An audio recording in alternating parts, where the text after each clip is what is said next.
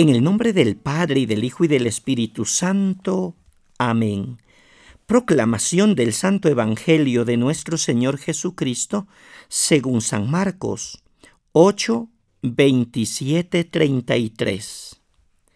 En aquel tiempo, Jesús y sus discípulos se dirigieron a los poblados de Cesarea de Filipo. Por el camino les hizo esta pregunta: ¿quién dice la gente que soy yo? Ellos le contestaron: algunos dicen que eres Juan el Bautista, otros que Elías, y otros que alguno de los profetas. Entonces él les preguntó: ¿y ustedes quién dicen que soy yo? Pedro le respondió: tú eres el Mesías. Y él les ordenó que no se lo dijeran a nadie. Luego se puso a explicarles que era necesario que el Hijo del Hombre padeciera mucho, que fuera rechazado por los ancianos, los sumos sacerdotes y los escribas, que fuera entregado a la muerte y resucitara al tercer día. Todo esto lo dijo con entera claridad. Entonces Pedro se lo llevó aparte y trataba de disuadirlo.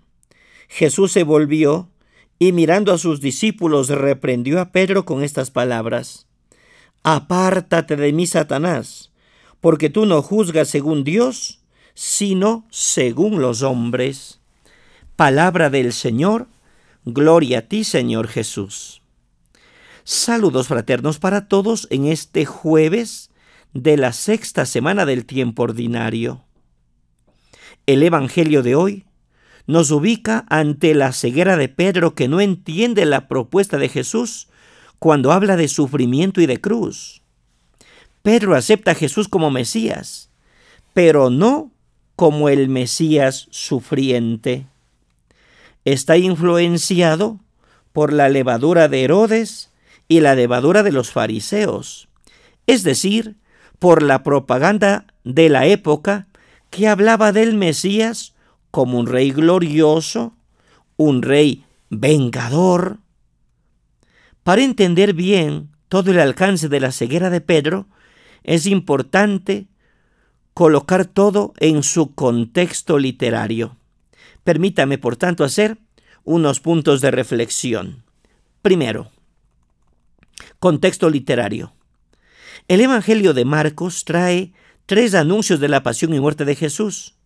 El primer anuncio en Marcos 8, 27, 38.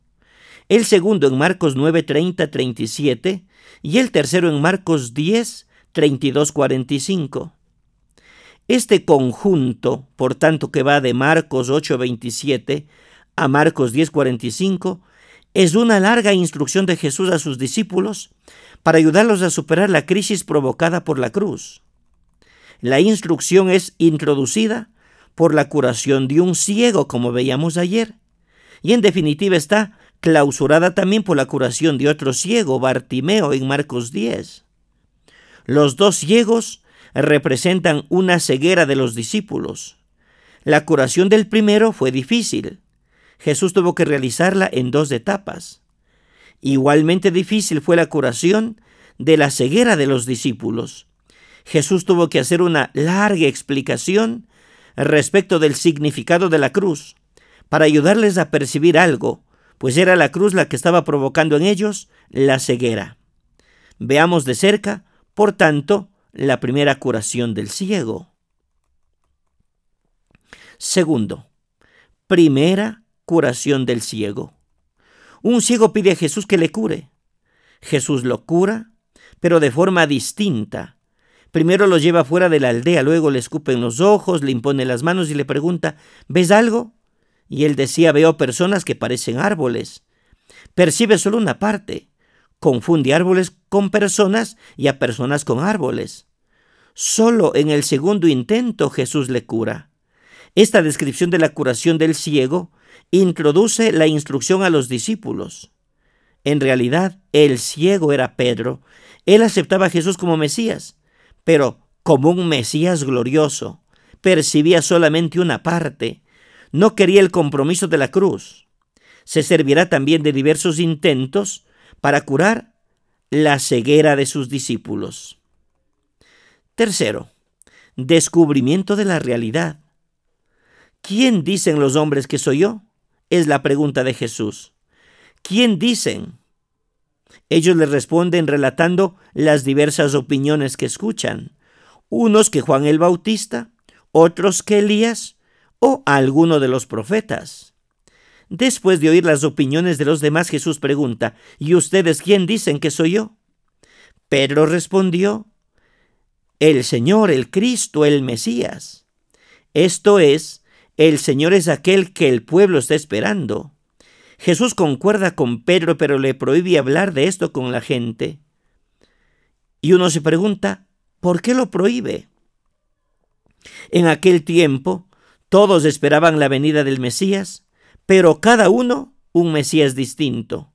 Unos un rey, otros un sacerdote, otros un doctor, otros un guerrero, otros un juez, otros un gran profeta. Ninguno parecía esperar un Mesías servidor y sufriente anunciado por Isaías en el capítulo 42. Cuarto, primer anuncio de la pasión.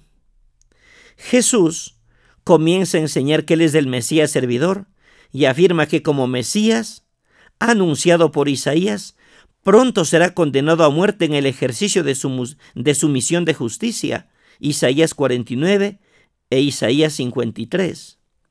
Pedro se espanta, llama a Jesús a un lugar apartado para desaconsejarle de semejante misión.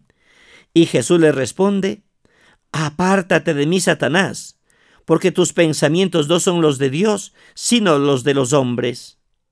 Satanás es, en una palabra hebrea, el acusador, aquel que aleja a los demás de los caminos de Dios.